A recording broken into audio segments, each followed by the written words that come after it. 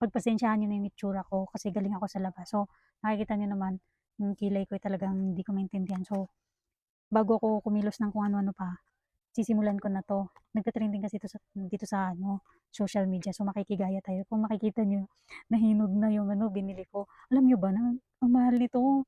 Gulat ako kasi bumili kasi ako ng isang lemon at saka isang pipino. Isa nito, yung lemon is nasa ₱20. Yung pipino is nasa 22. Tapos ito, sa 62, ₱60. Nakikita niyo naman. So, nandito ako sa kwarto. Alam kong karamihan sa inyo, alam niyo na yung ganito. 'Pag nakita 'to at saka ito. So, hindi ako nakabili pala ng pampalaman ko. So, hindi ako nakabili ng Cheetos. So, umpisahan ko na 'to. Kung sasabihin niyong, "Bakit gunting ginamit mo?" Sa kwarto ko. Hindi alam ng mga kasama ko yung ginagawa ko. Hindi kasi ako nakabili, ito nga pala yun, kung bakit walang Cheetos. Kasi kapag ginawa ko 'to, 'di ba ang Cheetos maalat yun. Siyempre kapag ginawa ko 'to, yung kasama ko dito sa kwarto, makikikain yun. Bawal sa kanya yung maalat. So, para maiwasan na hindi siya makakain ng maalat, ako mag-a-adjust. Oh, wala pa pala akong kutsara.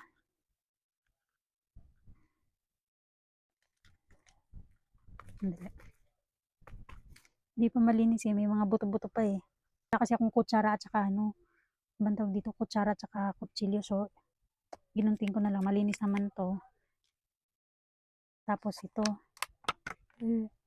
So, kailangan ko na kasing gawin kasi bukod sa nahihinog na 'to, nahihinog na siya, may pula na ako. Tapos ito is nung isang gabi ko pa 'to binili. So, sarado yung ref sa baba. So, kapag hindi ko kinain, baka parehong masira. Sayang yung pera. Imaginin mo ganitong kaliit, ganito kaliit, ₱60. Tapos, ito naman is nasa 89 ata sa Dali. So, ito na. Umpisa natin. Wala akong kutsara be. Guguntingin ko na lang din. Yan na. Yan. Cream cheese. Diba bawal ang ano, maalat? Bawal ang maalat sa kasama ko. So, kung sakaling makikikain siya, at least ito hindi siya ano. Yung kasama ko kasi bawal siya sa maalat, bawal din sa matamis. So, kung sakaling makikikain siya, bahala siya basta hindi siya maalat-alat. Cute yung bobo. Ba't hindi ko pa kain ano? Hindi ko pa dinurog. So, ang gagawin ko na lang, lalagyan ko na agad dito ng ganito bago ko siya lagyan ng yogurt. Ay, cream cheese. Cream cheese muna.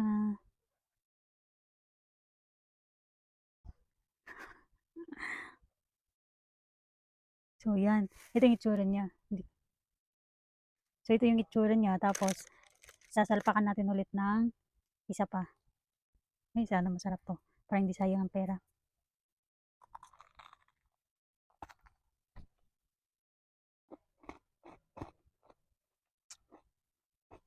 Okay naman. Yung lasa niya, matamis na medyo maalat. Yung iba siguro kaya nasabi nilang lasang pizza kasi, di ba yung pizza may ano, bell pepper. So, yun. Pahirapan kainin kasi yung ano, medyo kumukunat na hindi na siya crunchy.